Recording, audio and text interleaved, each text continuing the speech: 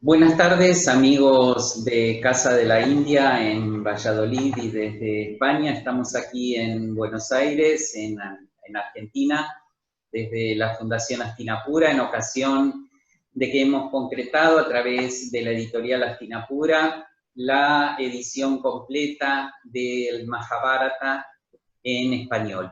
Y a raíz de ello, entonces, estamos haciendo esta presentación para darles a conocer las características que tiene esta traducción, esta obra en general. Para ello estamos comunicados con el licenciado Hugo Labate, que es el traductor de esta obra. Buenas tardes, Hugo, ¿cómo estás? Buenas tardes, Gustavo. Buenas tardes a los oyentes en la Casa de la India en Valladolid. Es un placer poder saludarlos por este medio. Bien, contanos qué es lo que te llevó a gestar este proyecto de tener en español el Mahabharata, ya que sabemos que está disponible desde hace muchas décadas en inglés, y es una pregunta que a veces escuchamos que nos hacen. Bueno, pero ¿por qué un Mahabharata en español?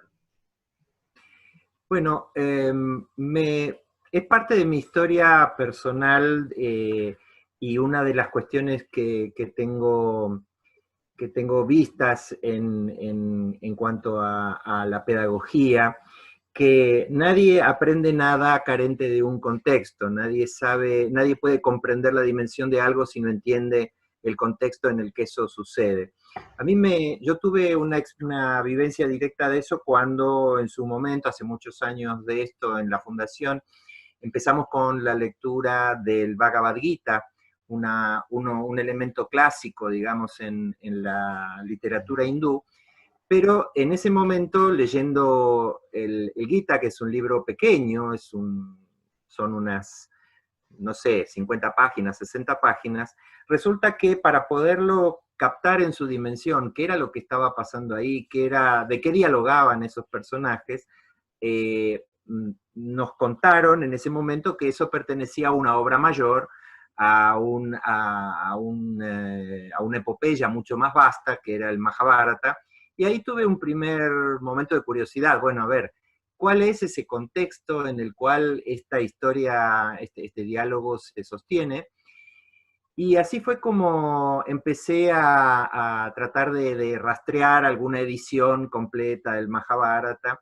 Al principio era casi imposible conseguirla, luego conseguimos una versión en español disponible, que era una versión abreviada, una versión en 2 tomos, que se me escurrieron de entre los dedos en una vacación, me resultaron de muy grata lectura, y me pregunté entonces por qué la obra no estaba completamente disponible en español, y ahí fue cuando me desayuné de que en realidad era un trabajo enorme, porque eran 12 volúmenes, y según dice la investigación al momento, parece ser que es la segunda obra literaria más grande que se conozca en la historia, detrás de una colección de cuentos tibetanos.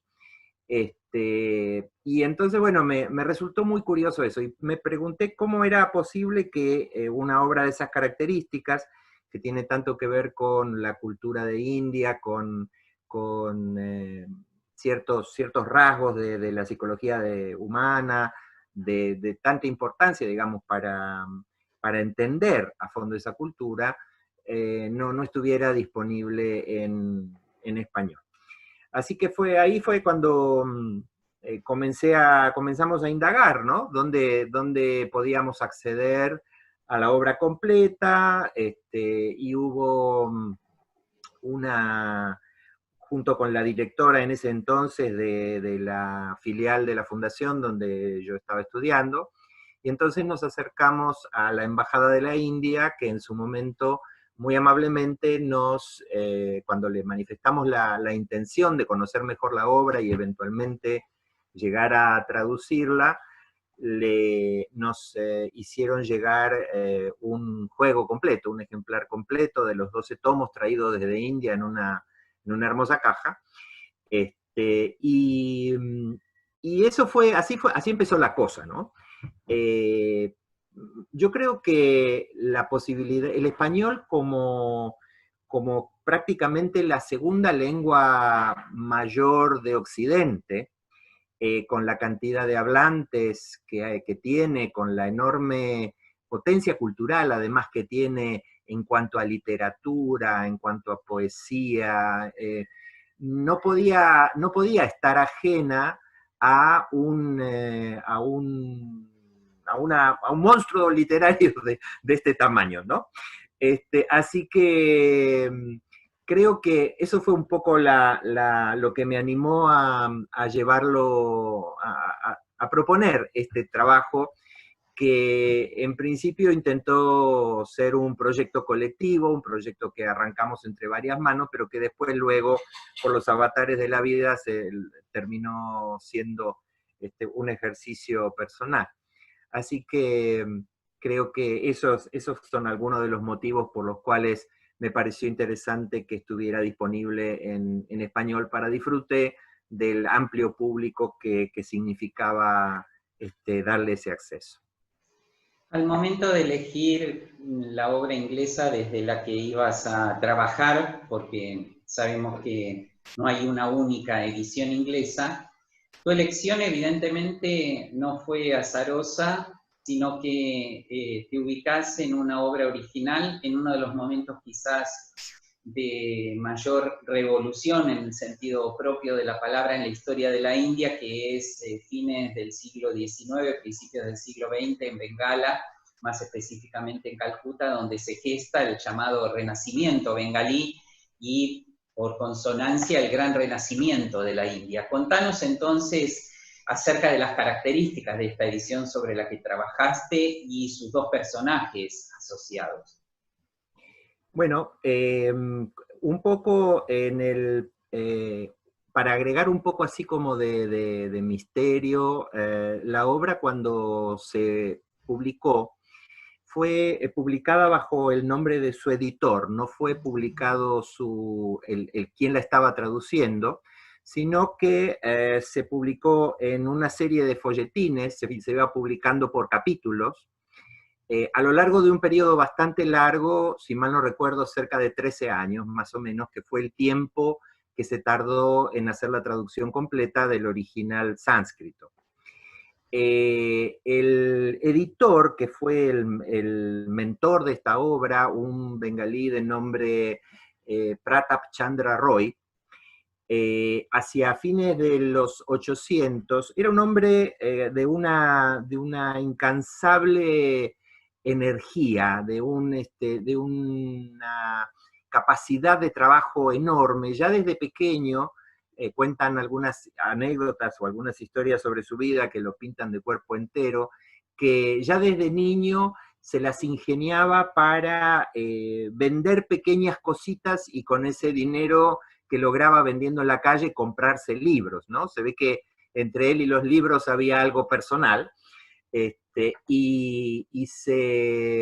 y pronto a los 20 y tantos años empezó con su primer empresa, su primer imprenta, ¿no? Este joven, en aquella época que vos llamabas del Renacimiento hindú, digamos, empezó a pensar que quizá la relación con los entonces ocupantes ingleses de la India podía mejorar y podía lograrse un entendimiento más cabal si los lectores de habla inglesa, no solo los que vivían en India, sino en el resto del mundo de habla inglesa, tuviera acceso a buenas traducciones no deformadas de las obras clásicas hindúes. Así fue como pensando cuál podía ser la obra que mejor retratara a la India como cultura, como historia, como proceso artístico. Roy pensó entonces en el Mahabharata, y a partir de que tuvo esa idea, le surgieron dos trabajos. El primer trabajo era conseguir fondos para una obra de esta magnitud, porque había que imprimir un material, lo cual siempre incurre en un costo de edición, y por el otro lado, pagar el trabajo del traductor. Así que había una inversión económica que pensar, y Roy la logró hablando con muchísima gente y comprometiendo a muchísima gente que voluntariamente hizo donaciones y mantuvo vivo el proyecto. Y cualquiera que haya conocido el trabajo que da hacer algo en base a donaciones, sabe la cantidad de esfuerzo, la cantidad de vida que hay que dedicar para que ese flujo de energía no se corte. Así que la verdad es que hay que ponerle una cosa muy meritoria a Roy.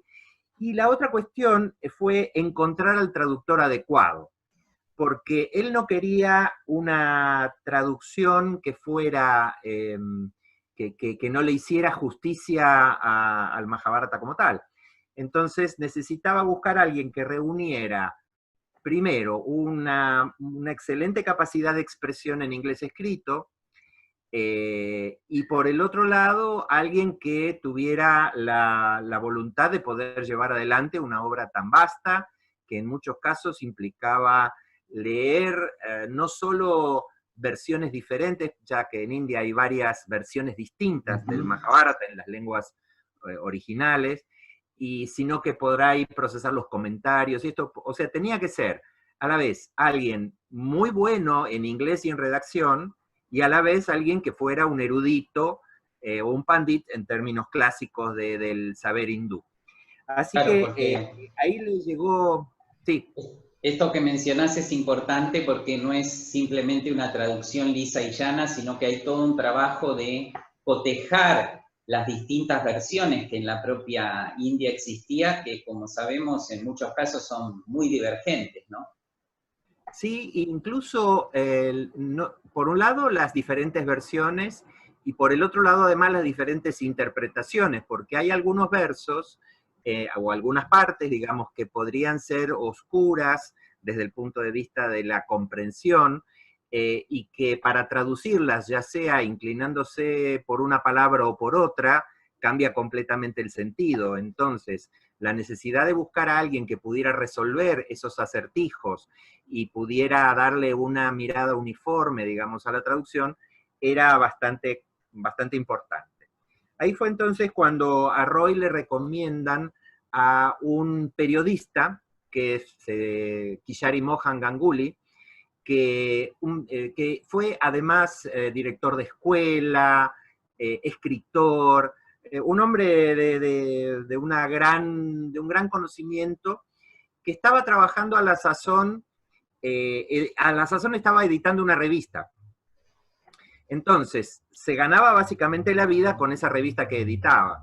Ganguly al principio lo sacó un poco como diciéndole, no, mire, usted me está pidiendo algo que va más allá de mis fuerzas, imagínese, es un trabajo que quién puede garantizar que uno lo va a terminar, muy complicado, pero bueno, se ve que Roy tenía entre sus virtudes la capacidad de convencer a la gente, y así fue. Durante 13 años Ganguly fue entregando capítulo tras capítulo de la obra, pausando solo un par de veces por motivo de enfermedad, hasta que luego de 13 años, sí, con la entrega del capítulo final, se reveló ahí en ese momento quién había sido el traductor, porque el acuerdo que había hecho Ganguly en su momento con Roy dice, mire, no vamos a poner mi nombre hasta tanto la obra no esté terminada, porque si después lo tiene que tomar otra mano o lo tiene que hacer alguien más, dice, sería aventurado que ya lo empecemos a decir. Así que en gran humildad, en discreto silencio, digamos, ¿no? Tradujo todo la obra, y recién al final quedó revelado de quién se trataba. Ahora, eso en el sentido público, es decir, había mucha gente del ambiente que sabía quién lo estaba traduciendo. Y de hecho Roy hizo en algunas oportunidades, hizo consultar algunos tramos de la traducción con otros expertos para garantizarse, pero bueno, como la verdad es que resultó, tiene la ventaja de las traducciones hechas por una sola mano, ¿no? Que es que el lenguaje es uniforme, la elección de los términos es uniforme, la forma de relatar es parecida, con lo cual eso hace que de todas las ediciones posibles para hacer una versión al español, nos pareció la que más la que más correspondía y sobre todo además la que estaba bendecida por los mejores augurios, ¿no? Los augurios de gente que había querido hacer eso por mejorar el entendimiento entre los pueblos, gente que había elegido hacer eso con una vocación de humildad y de trabajo más que de figurar en algún diario de la época, ¿no? Esas dudas que parece que al comienzo tuvo Ganguly, ¿no las tuviste vos cuando comenzaste esta gesta que te llevó, ¿cuánto? 7 años de traducción, por lo menos. Sí, fueron 7 años de traducción y después con menos intensidad, pero llevó también un tiempo la edición, el trabajo de corrección que llevamos juntos con el editor, para que le agregó una cantidad importantísima de notas al pie y de referencias cruzadas que hacen que el lector aproveche mejor la obra. Yo creo Y que especialmente también hubo una tematización, ¿no? Todo el trabajo que hicieron junto con el ingeniero Agustín Balbontín de titular toda la obra y para poder ubicar rápidamente las historias, creo que es uno de los méritos importantísimos que tiene esta edición en español para el lector que no está, ningún lector medio, ni siquiera hoy día en la India, puede ubicar memorísticamente a través de simples números dentro de los parvas, o sea, las partes del Mahabharata, dónde está tal o cual historia, ¿no? sí, eso ya lo creo. Para mí el trabajo del ingeniero Barbotín ha sido un salto de calidad muy importante, digamos, ya que hay un nivel importantísimo de erudición y de conocimiento volcado en estas notas al pie que son fundamentales para que uno pueda entender mejor lo que lee, digo, ¿no? Así que, y ubicarse en el medio de este mar de historias, así que me parece que la traducción ganó enormemente con eso.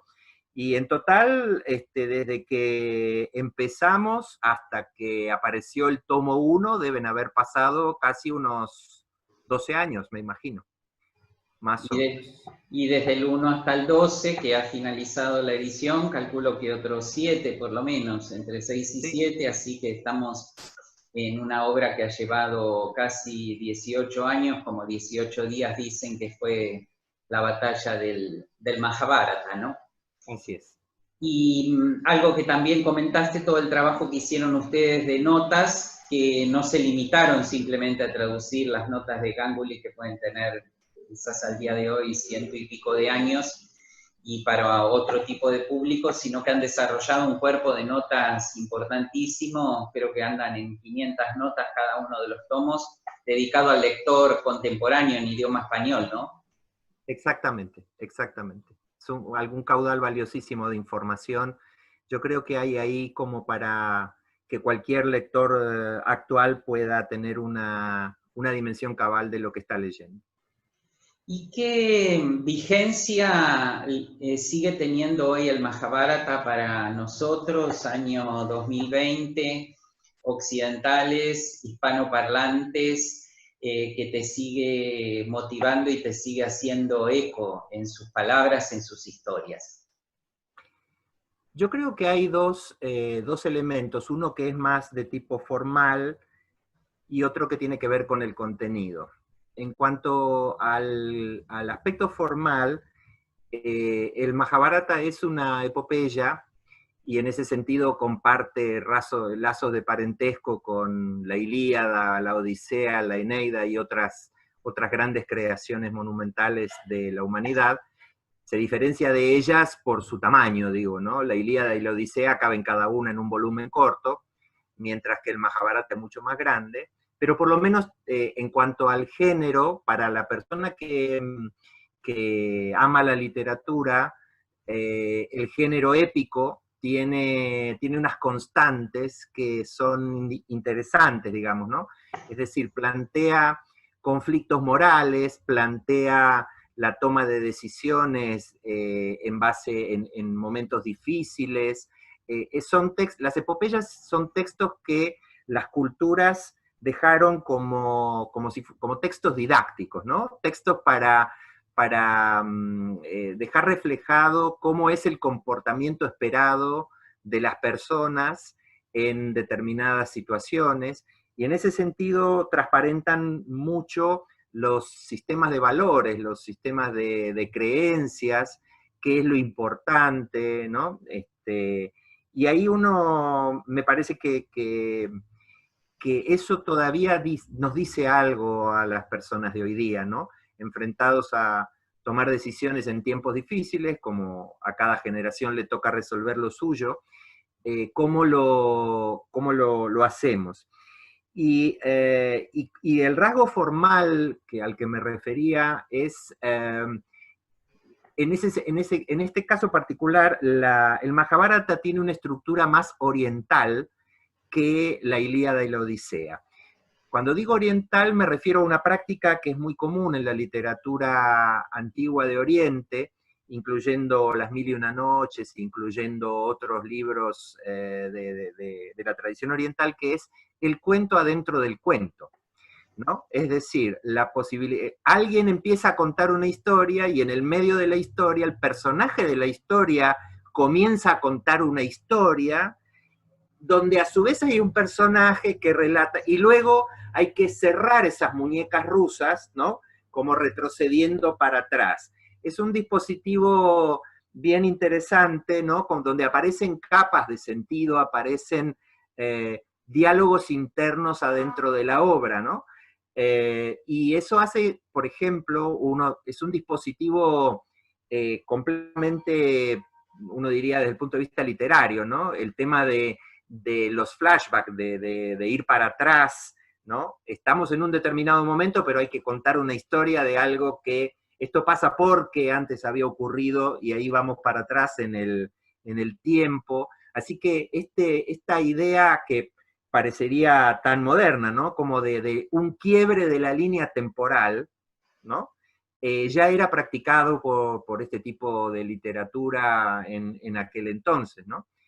Así que eso le da un encanto y le da una particular manera una cosa interesante cuando uno lo lee, ¿no?